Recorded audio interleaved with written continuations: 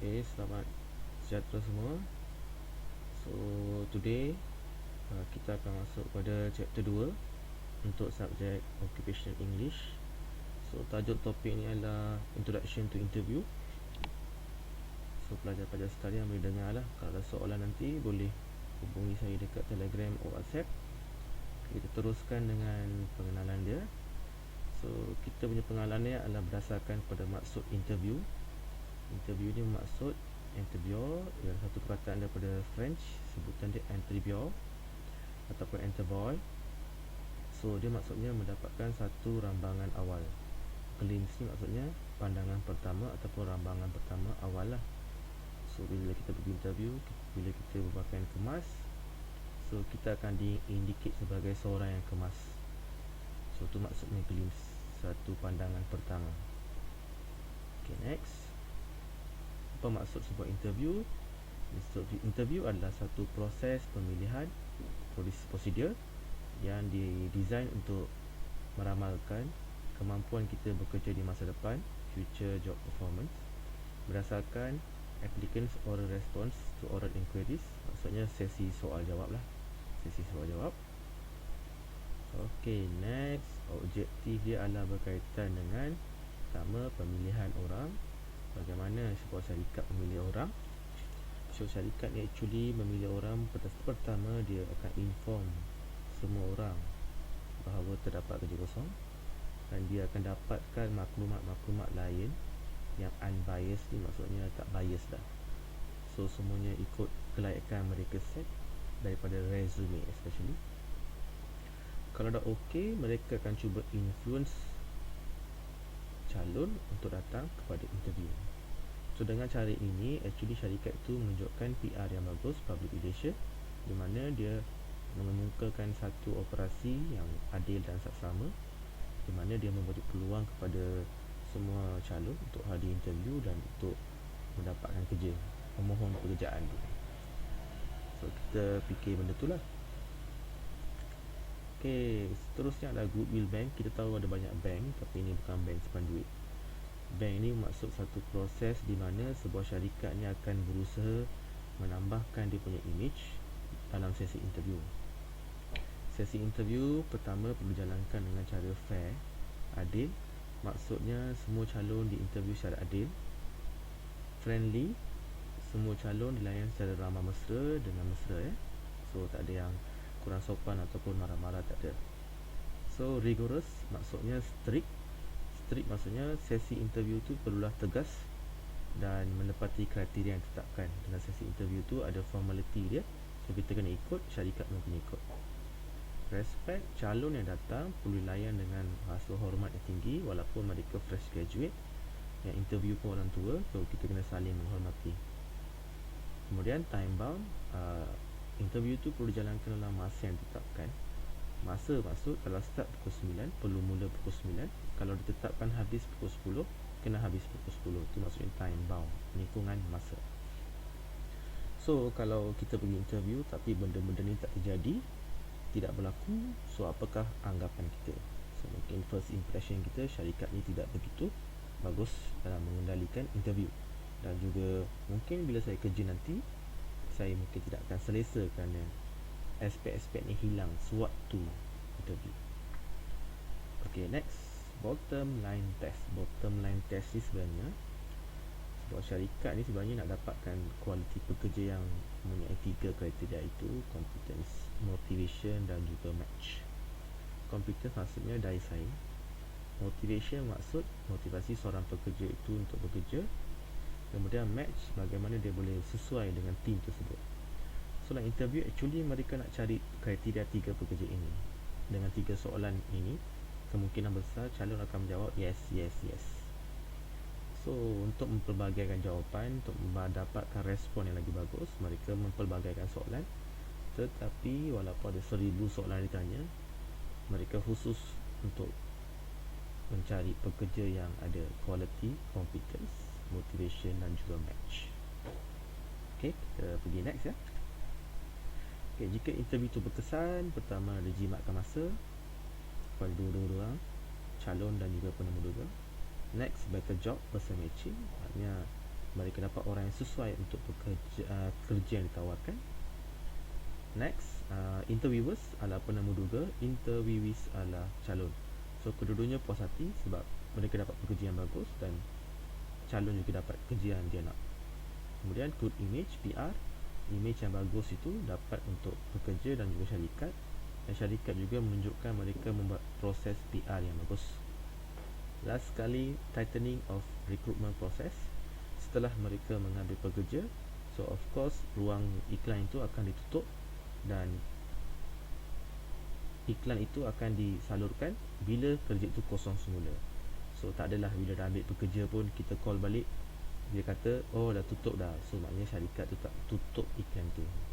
So ia agak bazir masa lah. So katakan interview tu tak berkesan, so itu jawapan sebaliknya, tidak dimakan masa, orang yang salah masuk kerja, calon dan penemuduga tidak puas hati, bad image untuk syarikat dan calon, dan kemudian ruang ambilan kerja tu terbuka dengan luas. Okay, next. So kalau nak pergi kerja ni, kita perlukan sesuatu daripada syarikat. So syarikat ni perlu fikir bagaimana aku nak mengambil seorang pekerja yang bagus, apa yang perlu aku sediakan, apa yang pekerja nak. Itu soalan pertama yang majikan kena tanya diri sendiri, dan pekerja ni selalunya akan menjawab apa yang dia perlukan. So kita tengok slide seterusnya, ini agak susah untuk dipahami tapi tolong dengarlah. So syarikat faham bahawa sebuah syarikat perlukan sediakan 7 level ini. So pertama, survival. Untuk saya ambil dia bekerja, saya kena berikan sesuatu kepada dia untuk survive. Contohnya macam gaji, allowance, hostel, kupon makan dan sebagainya. Kemudian syarikat juga perlu wujudkan ruang untuk mereka wujudkan hubungan dalam tempat kerja. Hubungan antara rakan sekerja, itu adalah relationship. Okay, self-esteem bermaksud harga diri ataupun maruah. So maksudnya mereka boleh bekerja dengan menjaga maruah masing-masing dengan harga diri. Maknanya mereka tidak diberikan kerja yang di luar yang boleh mencemarkan mereka punya harga diri. So mereka bekerja ikut kapasiti masing-masing. Next, transformation. Of course, sebuah majikan tu akan berikan peluang kepada pekerjanya untuk naik pangkat, dan itu adalah untuk pekerja rebut, dan dia akan offer peluang tu kepada pekerja yang nampak kaliber dia lah. Okay, next, internal cohesion. Internal cohesion adalah satu prinsip daripada dalaman di mana syarikat tu memberi peluang kepada pekerjanya untuk memberikan idea untuk menambah baik pendapatan syarikat atau memperkembangkan syarikat. So secara langsung, bila kita terlibat dengan bahagian utama pengurusan, kita boleh bawa perubahan, making a difference. So bila kita buat perubahan, mungkin nama kita akan lebih naik, pendapatan kita naik, dan kita pangkat pun boleh naik. Dan last sekali, service. Service adalah satu yang kita lakukan tanpa expectation, allowance, gaji tambahan dan sebagainya. Ini untuk kepuasan diri sendiri. Kita ingin buat perubahan yang lebih besar pada syarikat dan membantu pekerja-pekerja baru yang masuk. Proses ini mungkin mengambil, ketujuh proses ini mungkin mengambil masa yang lama. Pada company yang develop secara laju, 3-5 tahun kita boleh capai. Tapi bila company itu dah besar dan mencapai maksimum level dia, kita agak sukar untuk naik ke tempat servis. Mungkin kita akan start daripada segi 1, 2, 3, 4. So saya cadangkan kalau kita nak develop dengan bagus, kita masuk company yang sedang developing companies ataupun company pertengahan, itu lebih bagus lah. Okey, jika ada soalan mengenai pasal bahagian ini, awak boleh mesej saja. Saya akan berikan latihan tambahan ataupun video tambahan lah. Okey, interview structure ni maksud proses interview ni berlaku bagaimana, ikut step lah. So, pertama, opening rapport building. Rapport ini adalah hubungan. So inilah sesi di mana mereka bertanya tentang nama awak, umur, asal mana, pendidikan dan sebagainya, untuk mewujudkan hubungan yang baik supaya awak tak rasa kekok dan interview tu. Ini cara interviewer untuk mesra dengan awak. So kita kena cuba support dia dan berikan jawapan tanpa rasa segan dan sebagainya. Okay, next, current and previous roles. Biasanya interviewer akan tanya, dulu buat apa, sekarang buat apa, sebelum masuk kerja sini dulu buat apa dan sebagainya. Biasanya fresh graduate akan jawab, dulu saya belajar, I was studying previously at here, so I studied diploma in office admin, sebagainya. Okay, next, aspiration and awareness. Aspiration ni maksud apakah visi misi kita untuk 3, 5, 10 tahun. So kita kena belajar set kita punya vision dan goal. Kemungkinan besar dalam majikan akan bertanya apakah rancangan awak untuk masa depan. Dan awareness ni adalah kesedaran kita tentang kerja.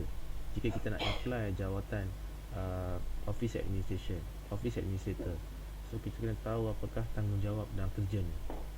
Jika ditanya, okay, apa yang awak tahu pasal accounting, so kita kena tahu benda tu basic. Kita tahu accounting buat apa, accountant buat apa. Education next, and upbringing. So education bermaksud kita belajar level mana, kat mana. So dalam pembelajaran kita ni, apakah yang boleh membantu kita untuk berkembang dan kerjaya. Contohnya subjek-subjek yang berkaitan dengan education kita, apa yang boleh bantu. Dan upbringing ini cara kita dibesarkan. Kita dibesarkan di bandar, di mana kita lebih prone dengan fasiliti yang boleh wujud. Kita boleh akses internet. Walaupun sekarang kampung dengan bandar dah tak jauh beza jurangnya, kita boleh akses semua benda. Nak tahu kemampuan awak untuk menjawab soalan upbringing tu. Kadang-kadang dia tanya bagaimana kita nak membuat transaksi di bank. Kita kena tahu benda tu lah. Benda basic penggunaan fasiliti luaran. Next, circumstances ni adalah circumstances. So ni soalan kemungkinan. So dia berikan case ataupun satu soalan kemungkinan di mana kamu perlu menjual dengan pendapat awak. Kena awak jawab dengan respon opinion lah.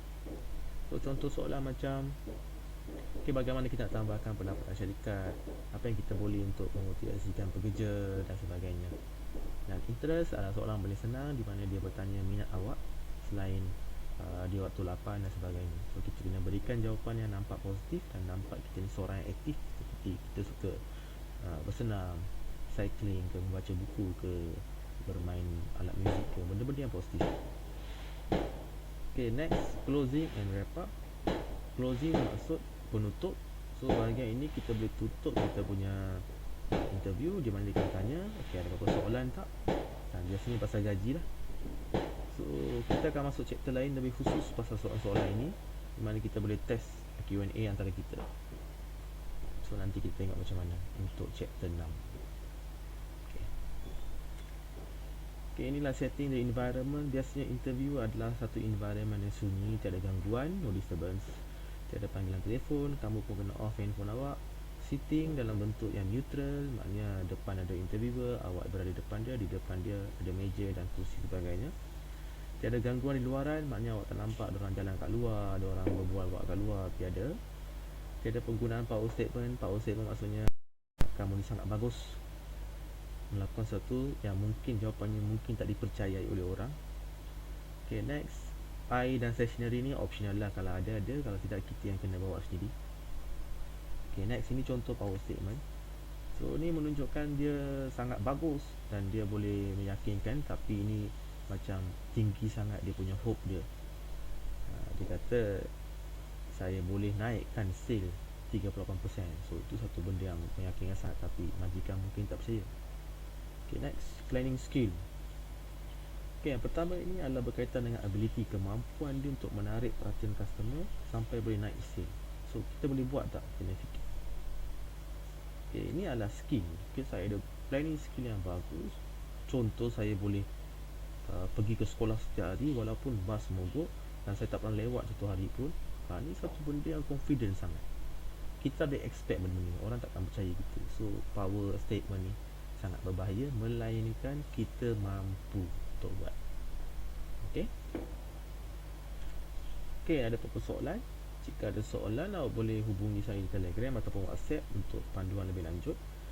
Okay, saya harap penerangan ini serba sedikit dapat membantu awak to explore more on interview sessions. Okay, thank you very much. Kita jumpa di modul seterusnya.